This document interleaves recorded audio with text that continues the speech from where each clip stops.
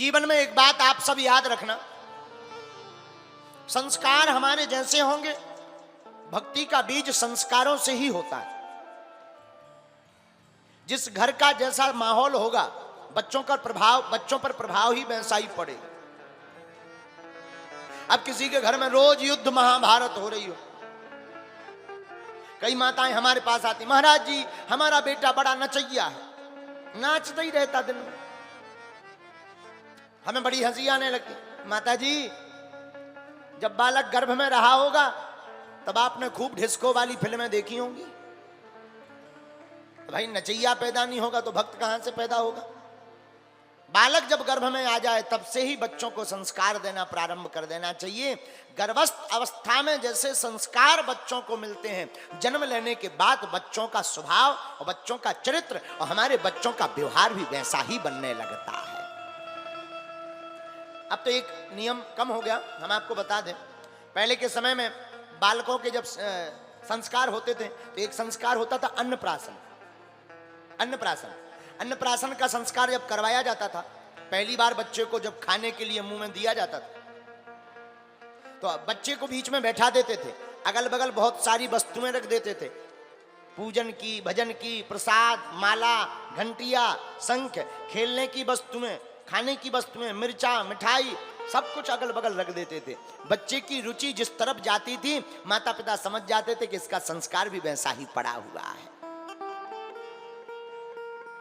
बालकों का संस्कार सुधारना बहुत आवश्यक। जितने भी माता पिता यहां बैठे हैं, हमारी प्रार्थना है अपने बेटा और बेटी के संस्कारों को जरूर सुधारो।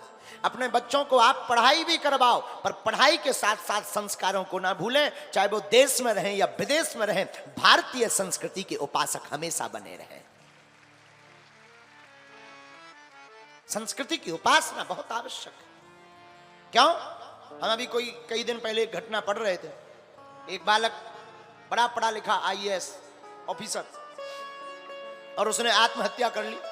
हम जब उसका आर्टिकल पढ़ रहे थे तो पता लगा कि पत्नी के विद्रोह के कारण उसने आत्महत्या की है।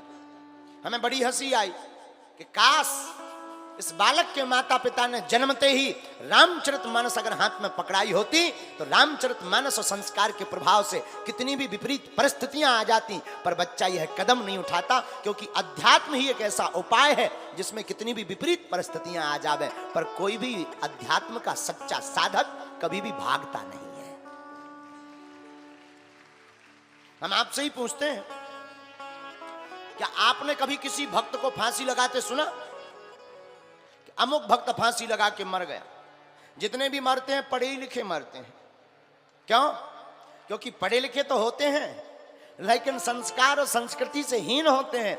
जो संस्कार और संस्कृति से हीन होता है वो ऐसे छोटे मोटे कदम उठाते हैं, लेकिन जिसके अंदर संस्कार कूट कूट कर होता है उसकी जिंदगी में कितनी भी परेशानियां आ जाएं, वो रामचरितमानस से सीख लेता है कि राम के जीवन में भी परेशानियां आई परंतु भगवान राम हटे नहीं, डटे रहे, और जो डटा रहता है परेशानियों से मुकाबला वही करता है? इसलिए अपने बेटी को और अपने बेटा को आप प्रतिदिन रामचरितमानस का पाठ करवाओ। बोले क्यों? रामायण पढ़ेगा बालक तो बढ़ेगा, संस्कारों को सीखेगा। रामायण में वो पढ़ेगा क्या? प्रातः काल उठी के रघुनाथा, प्रातः काल उठी के रघुनाथा,